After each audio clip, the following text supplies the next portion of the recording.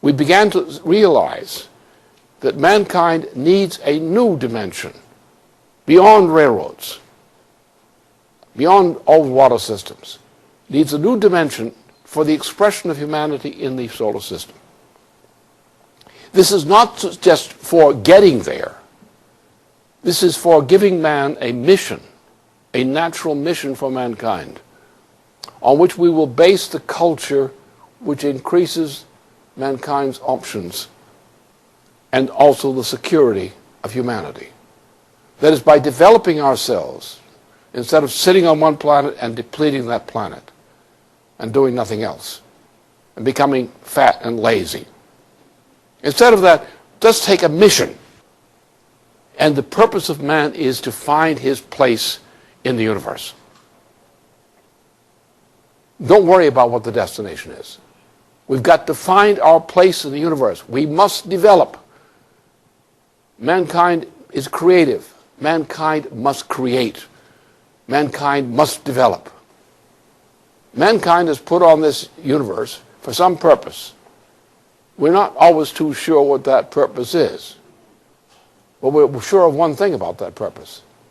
It requires, as history has shown us, it requires the development of the intellectual powers of mankind, the intellectual powers of man's progress. The future, if it means anything to have children and grandchildren, is to ensure that the children and grandchildren have made an upward step beyond what's possible now, and to do as we've done before from our past experience in making the kind of progress, the changes in behavior, in progress, and increase in the power of mankind to solve great problems, problems of disease, all kinds of problems. You know, people talk about immortality and so forth. What's it mean? Just another person being produced to replace the one that died? No. Immortality is the understanding that you're living today because you're doing something which is going to lead to the development of man's power in the future. Your immortality lies in your grandchildren and your great-grandchildren, beyond that. Your immortality, your purpose of your life, is what comes out of it.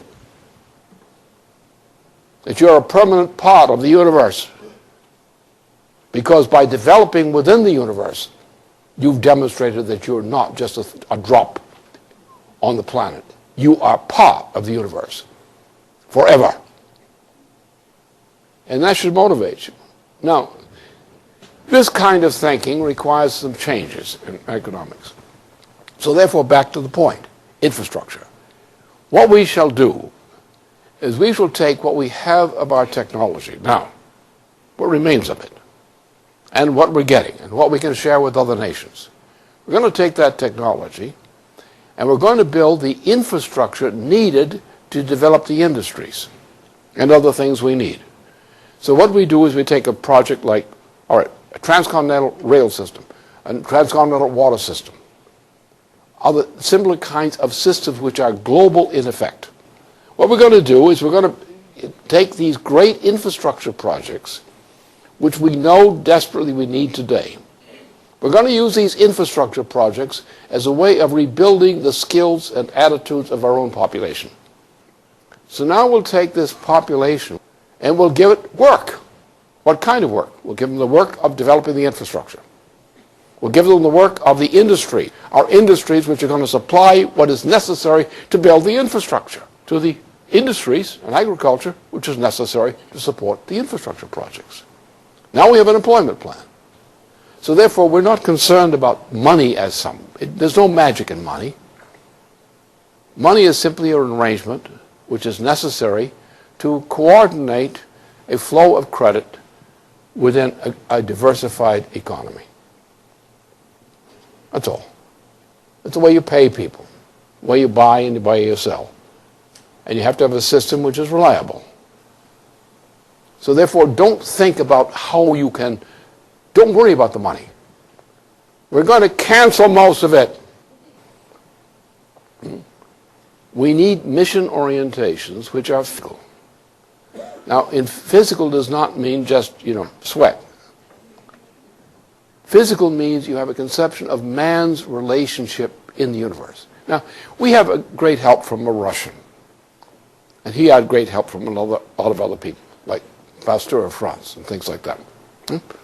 Vernadsky. And Vernadsky was probably the greatest scientific thinker in terms of his actual concrete achievements in Russia during the first half of the last century. With what Vernadsky did, with a prompting in a large degree from the example of Pasteur, was to recognize that the physical universe is composed of three primary sub-elements. Things which are not living processes, nor products of living processes as such. Then you have living processes in general, animals, plants, so forth. Then you have mankind.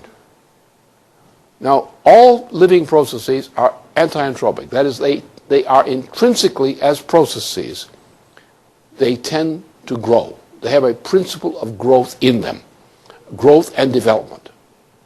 The entire history of paleontology and so forth shows that the nature of living processes, and even this is also true on the non-living process, grow. There is no such thing as zero growth in the universe. But in principle, nature does not dictate zero growth. We're not in a zero growth. There is no such thing as a principle of entropy. Everything grows. And the difference in man is we are capable of conscious creation. Animal life itself, all animal processes, the development of higher species from lower species, the development of planets. So the universe itself is inherently creative. The solar system is a creation of the sun.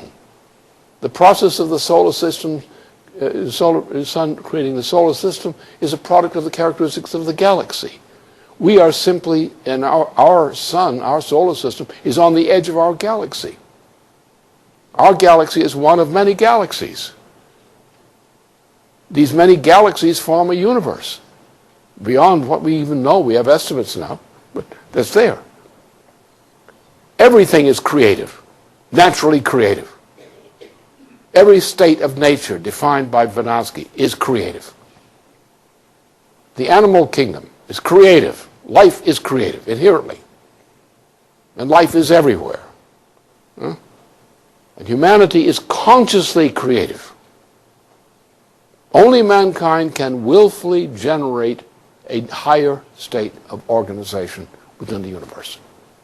Willfully, by an act of will, an act of knowledge. Our mission is that. And that's what should guide us. That's what should be our mission. That's what we've lost. Because all the greatest scientists and all the greatest thinkers of mankind have always thought in that direction and always moved in that direction. So therefore the task is this, and that is the essence of physical economy.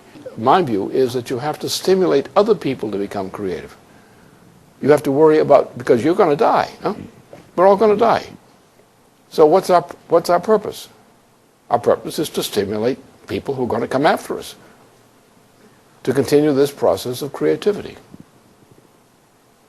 and to adopt missions, and to make discoveries of new missions, which means that mankind is going to continue to live in the universe.